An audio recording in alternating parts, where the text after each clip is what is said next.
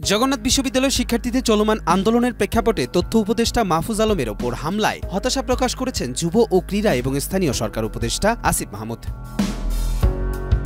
14 মে রাতে নিজের verified Facebook পেজে দেয়া এক পোস্টে আসিফ মাহমুদ লেখেন, আমার নিজস্ব দায়িত্ব আছে সরকারে, মন্ত্রণালয়ের দাপ্তরিক দায়িত্ব ছাড়াও অতিরিক্ত অনেক দায়িত্ব নিয়ে ব্যস্ত থাকতে হয়। তারপরও ছাত্রদের যে কোনো সমস্যা আন্দোলনের সমাধান কিংবা যৌক্তিক দাবি আদায়ে সবসময় সচেষ্ট থাকার চেষ্টা করি। অন্য মন্ত্রণালয়ের বিষয়েও মাঝে মাঝে সেতু বন্ধনের ভূমিকা পালন করি এবং সমঝোতার চেষ্টা করি।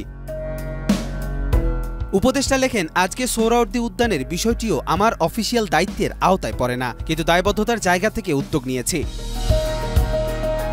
তিনি আরও লেখেন, কয়েক ঘন্টা আগে মাহফুজ ভাইয়ের সঙ্গে যা ঘটল তাতে হতাশ হয়েছি। ভাই তো চাইলেই পারতেন এটা আমাদের মন্ত্রণালয়ের বিষয় নয় বলে এড়িয়ে যেতে।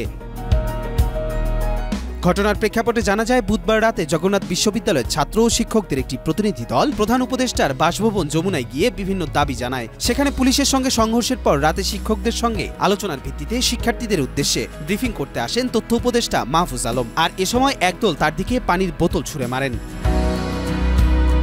কবির চৌধুরী জয়, মাই টিভি, ঢাকা।